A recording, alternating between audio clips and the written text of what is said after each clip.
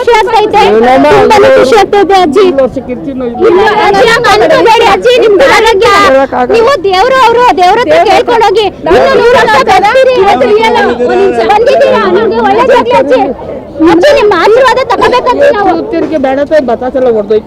ಅಜ್ಜಿ ಕುಮಾರ್ ಅವ್ರದ್ದು ಊಟದ ಆಗಿರ್ಬೋದು, ಅವರ ಪುಣ್ಯ ಮಾಡಿರ್ಬೋದು, ಅಪ್ಪು ಅವ್ರದ್ದು ಭಾರತ ಪ್ರತಿ ವರ್ಷನೂ ಮಂಡ್ಯಕ್ಕೆ ಮಾಡ್ಕೊಂಡು ಬರ್ತಿದ್ದೀರಾ. ಇದೊಂದು ಏನ್ ಹೇಳ್ತಾರೆ, ಈ ವಯಸ್ಸಲ್ಲಿ ಇಳಿ ವಯಸ್ಸಿನಲ್ಲಿ ಕೂಡ ಸ್ವಲ್ಪ ತುಂಬಾ ಕಷ್ಟಕರದ ವಿಚಾರ. ಸೊ ಹೇಗೆ ಅನ್ಸುತ್ತೆ, ಏನಕ್ಕೋಸ್ಕರ ಇದು ಮಾಡ್ಕೊಂಡು ಬರ್ತಾ ಇರೋದು ನೀವು ಪ್ರತಿ ವರ್ಷ?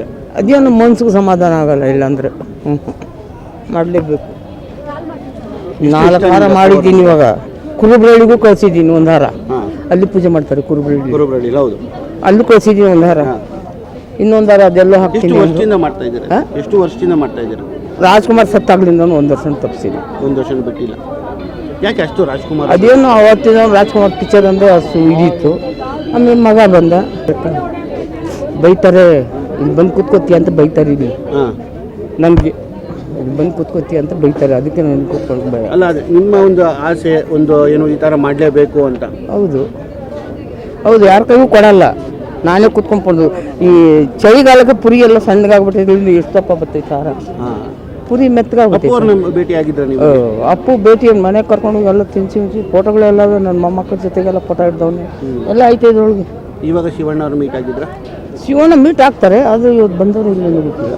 ಶಿವಣ್ಣ ರಾಘವೇಂದ್ರ ರಾಜ್ಕುಮಾರ್ ನಮ್ಮ ಊರಿಗೆ ಬಂದಿದ್ರು, ಹೋಗಿದ್ದೆ ಅವ್ರ ಮನೆಗೆ, ಮಲಗಿಬಿಟ್ಟಿದ್ರು. ಯಾಕಪ್ಪ ಅಂದೆ, ಇದು ಆಗಲ್ಲ ಅಂದರು. ನಮ್ಮ ಅಳಿಯ ಸರ್ ಮಾಡ್ತಾರೆ ಬಾ ಅಂದೆ.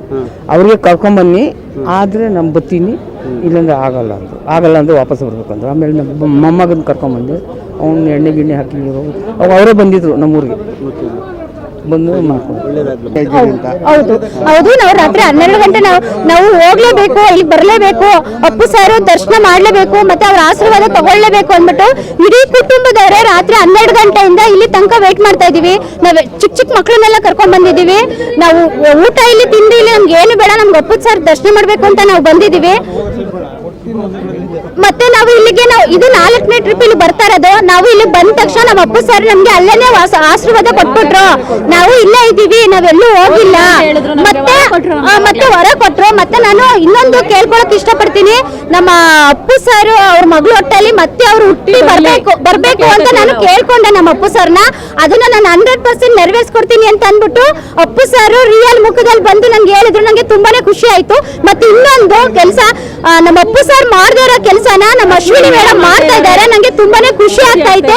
ನಮ್ಮ ಅಶ್ವಿನಿ ಮೇಡಮ್ ಅವರು ಗಂಡು ಕೆಲಸ ಮಾಡ್ತಾ ಇರೋದ ಒಂದ್ ಎಂಡಿಂಗ್ಸ್ ಅಷ್ಟು ಕೆಲಸ ಮಾಡ್ತಾರೆ ಅನ್ನೋದೇ ನಮ್ಮ ಪುನೀತ್ ರಾಜ್ಕುಮಾರ್ ಸರ್ ನಮ್ಮ ಅಶ್ವಿನಿ ಮೇಡಮ್ಗೆ ಧೈರ್ಯ ತುಂಬಿದ್ದಾರೆ. ನಾನು ಇದ್ದೀನಿ, ಮತ್ತೆ ನನ್ನ ಮಗಳು ಹೊಟ್ಟೆಲ್ಲ ಹುಟ್ಟು ಬರ್ತೀನಿ ಅಂತ ಅಂದ್ಬಿಟ್ಟು ಧೈರ್ಯ ತುಂಬಿದ್ದಾರೆ.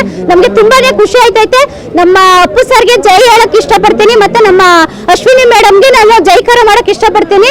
ಮೇಡಮ್ ಏನು ಹೆದರ್ಕೋಬೇಡಿ, ಮತ್ತೆ ನಿಮ್ಮ ಅಪ್ಪು ಸರ್ ನಿಮ್ಮ ಮೊಮ್ಮಗನಾಗಿ ಮಗಳ ಹೊಟ್ಟೆಲಿ ಹುಟ್ಟಿ ಬಂದೇ ಬರ್ತಾರೆ. ಮತ್ತೆ ನಮ್ಮ ಇಡೀ ಕರ್ನಾಟಕದಲ್ಲಿ ಚಿತ್ರರಂಗದಲ್ಲಿ ನಷ್ಟ ಆಗಿರೋದ ಮತ್ತೆ ಅವರು ತುಂಬ್ತಾರೆ ಅನ್ನೋದು ನನಗೆ ಆಶೀರ್ವಾದ ಕೊಟ್ಟರು.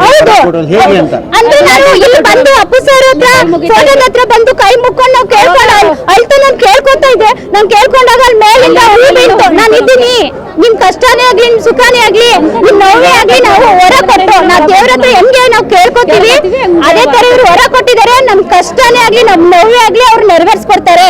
ಇದು ನಮ್ಮ ಅಪ್ಪು ಸರ್ ದೇವ್ರು.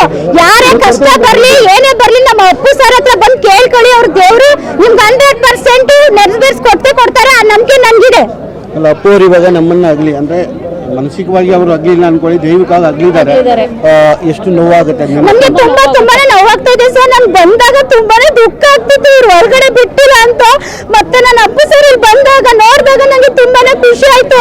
ಅವ್ರು ಹೇಳಿದ್ರು ನಗ್ಮುಖವಾಗಿ, ಮತ್ತೆ ನಂಗೆ ಹೂ ಪ್ರಸಾದ ಕೊಟ್ಟಾಗ್ಲೇ ಹೇಳಿದ್ರು ನಾನು ಇದ್ದೀನಿ, ಎಲ್ಲೂ ಹೋಗಿಲ್ಲ, ಇಲ್ಲೇ ಇದ್ದೀನಿ ಅಂತ ಅಂದ್ಬಿಟ್ಟು ಹೇಳಿದ್ರು. ಅವಾಗ ನಂಗೆ ತುಂಬಾನೇ ಧೈರ್ಯ ಆಯ್ತು. ಮತ್ತೆ ನಮ್ಮ ಅಪ್ಪು ಸರ್ ಬಗ್ಗೆ ನಾನು ಹೇಳ್ಕೊಂಡು ನಾನು ತುಂಬಾನೇ ಹೆಮ್ಮೆ ಪಡ್ತಾ ಇದ್ದೀನಿ. ಮತ್ತೆ ನಾನು ತುಂಬಾನೇ ಖುಷಿ ಪಡ್ತಾ ಇದ್ದೀನಿ ಸರ್. ನಮ್ಮ ಇಡೀ ಕುಟುಂಬದವರೇ ನಾವು ತುಂಬಾನೇ ಖುಷಿ ಪಡ್ತಾ ಇದ್ದೀವಿ. ನಾವು ಮೈಸೂರಿಂದ ಬಂದಿದೀವಿ. ಮತ್ತೆ ನಮ್ಮ ಅಕ್ಕೂರ್ ಎಲ್ಲರೂ ಶ್ರೀರಂಗಪಟ್ಟಣ ತಾಲೂಕು ಬೆಳಗೊಳದಿಂದ ಬಂದಿದೀವಿ ಸರ್. ನಾವು ನಮ್ ಸಣ್ಣ ಮಕ್ಳು ಒಂದು 1 ವರ್ಷದ ಪಾಪು, ಒಂದು 3 ವರ್ಷದ ಪಾಪುನ ನಾವು ಕರ್ಕೊಂಡ್ ಬಂದಿದೀವಿ. ಮಕ್ಳುಗಳೆಲ್ಲ ಇದಾರೆ ಸರ್ ಇಲ್ಲೇನೆ.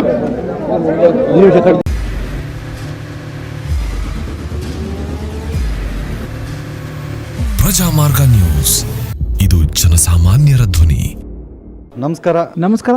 ನೀವು ನೋಡ್ತಾ ಇದ್ದೀರಾ ಪ್ರಜಾಮಾರ್ಗ ನ್ಯೂಸ್. ರಾಷ್ಟ್ರದ ರಾಜ್ಯದ ರಾಜಕೀಯದ ಬಗ್ಗೆ ಹೆಚ್ಚಿನ ಸಿನಿಮಾ ಅಪ್ಡೇಟ್ಗಳಿಗಾಗಿ ಫಸ್ಟ್ ಲೈಕ್ ಮಾಡಿ, ಸಬ್ಸ್ಕ್ರೈಬ್ ಆಗಿ, ಹಾಗೆ ಫಾಲೋ ಕೂಡ ಮಾಡಬೇಕು.